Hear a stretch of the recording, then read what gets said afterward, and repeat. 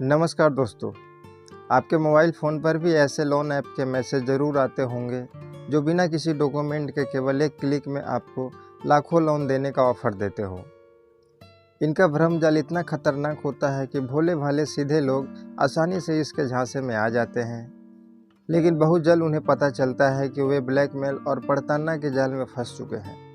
इसके बाद वे लोग साधारण लोगों की मोबाइल से पर्सनल डाटा को चोरी कर लेते हैं, फिर उसके बाद उन्हें ब्लैकमेल करते हैं और तरह तरह की धमकियां देते हैं। लेकिन दोस्तों, अब आप लोन देने वाले इन फर्जी ऐप का शिकार होने से बच सकते हैं, क्योंकि अब खुद भारतीय रिजर्व बैंक राष्ट्रीय स्तर पर एक unified lending intercept (ULI) launch करने जा रही है। इसके पायलट प्रोजेक्ट पर भी पिछले साल से काम चल रहा था। भारतीय रिजर्व बैंक के गवर्नर शक्तिकांत दास ने पिछले महीने एक पब्लिक कॉन्फ्रेंस में इसके बारे में विस्तार से जानकारी दिया था। उन्होंने कहा था कि UPI ने जैसे पेमेंट के तरीके को बदल दिया है, ठीक उसी तरह ULI भी भारत में लोन के क्षेत्र में बड़ा बदलाव लाने जा रहा है। तो आइए दोस्तों, इस वीडियो में हम बात करते हैं कि क्या है ULI कैसे काम करता है और इससे किन लोगों को फ़ायदा मिल सकता है। तो चलिए वीडियो स्टार्ट करते हैं। दोस्तों, reserve bank of India ULI के नाम से एक नया सिस्टम लाने जा रही है जो कि UPI की तरह काम करेगी।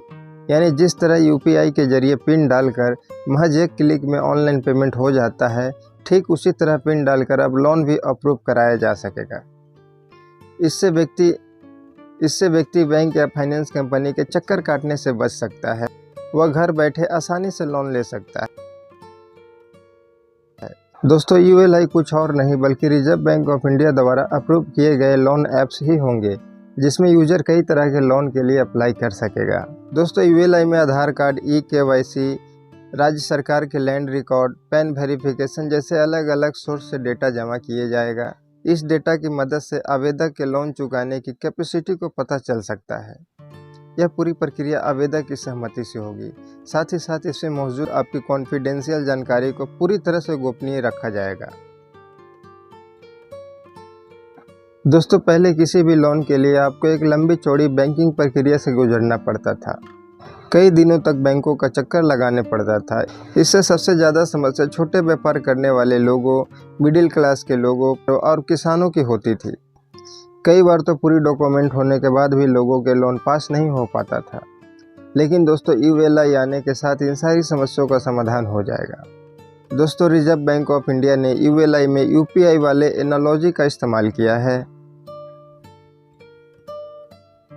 इसमें आवेदनकर्ता को बहुत ज़्यादा डॉक्यूमेंट देने की ज़रूरत नहीं होता है और उसका लोन भी आसानी से अप्रूव हो जाएगा। इस पूरी प्रक्रिया के अंतर्गत अगर आपके सबसे महत्वपूर्ण डॉक्यूमेंट की देखें तो वह है पैन नंबर।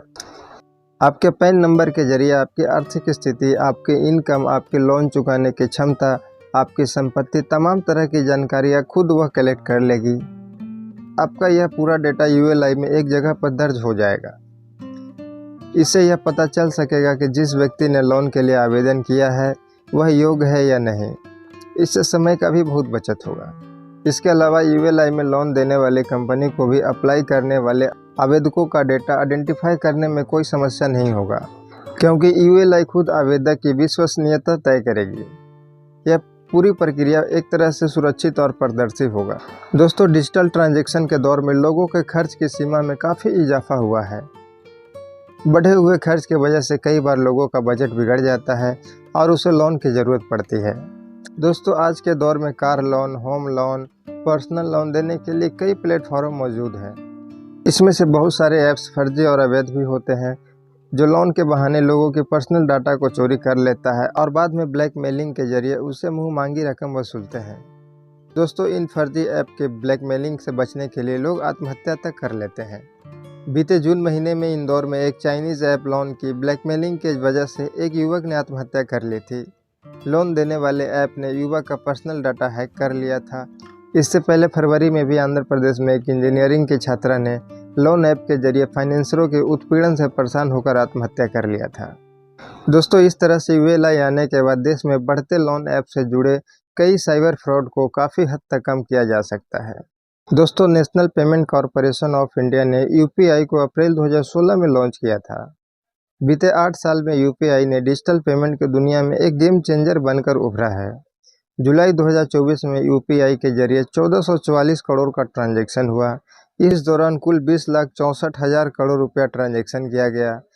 अब रिजर्व बैंक ऑफ इंडिया को यूएलआई से भी इसी तरह की सफलता की उम्मीद है, जिसमें ग्राहक के फाइनेंशियल और नॉन फाइनेंशियल रिकॉर्ड तक पहुंचकर यूएलआई से कृषि और एमएसएमई जैसे क्षेत्रों में लोन की बड़ी मांग आसानी से पूरी किया जा सके। तो दोस्तों, आज के वीडियो में बस इतना ही। फिर मिलते हैं किसी अगली वीडियो के साथ। तब तक के लिए नमस्कार।